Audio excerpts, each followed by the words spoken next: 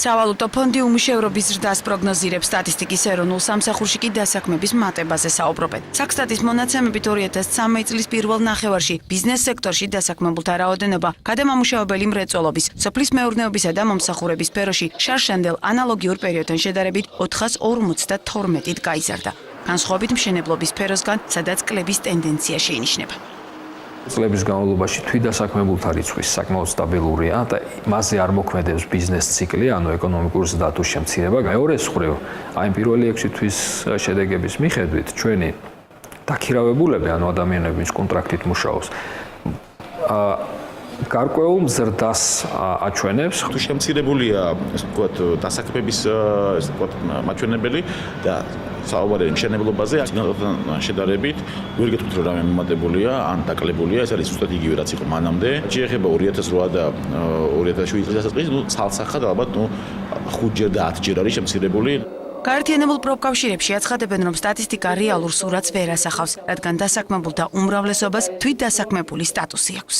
ყველა თვითდასაქმებულს ურჩევნია, რომ სახელმწიფომ შეუქმნას მას სამუშაო ადგილი და ის არ იყოს აი ასე, იმიტომ რომ მასზე არ ვრცელდება ის სახელმწიფოს მიერ განსაზღვრული შრომის კანონმდებლობით გათვალისწინებული შეღავათები თვითდასაქმებულს არ აქვს დეკრეტული შეუგულების ანაზღაურება, თუ ის ფეხმძიმე იქნება სტაჟის ნამსახურება, მას არ უგროვდება.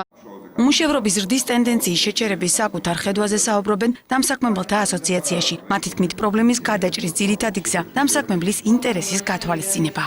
სასწრაფო დასაწყები არის კომპლექსური მუშაობა, როგორც პირველ რიგში რაღაც თქმა უნდა ხელისუფლების მხრიდან, ეკონომიკური გუნდის მხრიდან, ასევე ბიზნესის ჩართულობით, იმისთვის რომ სავალუტო ფონდის პროგნოზირება არ გამართლდეს და აქ პირველ ყოვლისა გულისხმობ თავად ეკონომიკური სტიმულირების კუთხით ბიზნესის წახალისებას.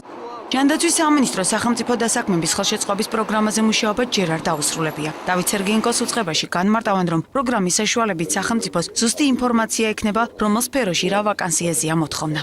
ადამიანები, ვინც ეძებენ სამუშაოს, შევიდნენ ამ საიტზე, დაფიქსირდნენ, მოახსენონ თავისი სურვილების შესახებ, ხელშეუწყობთ მათი ცოდნების უნარების ჩვევების გავითარებას და გამოყენებას პრაქტიკაში. სახელმწიფო პროგრამა დასაქმების მსურველებს საიტზე როგორც ინფორმაციის განთავსების, ასევე ვაკანსიის შესახებ ინფორმაციის მიღების შესაძლებლობას მისცემს. სავალუტო ფონდი უმუშევრობის მაჩვენებლის ზრდასთან დაკავშირებით გაკეთებული პროგნოზის გადახედვას წლის ბოლოს გეგმავს.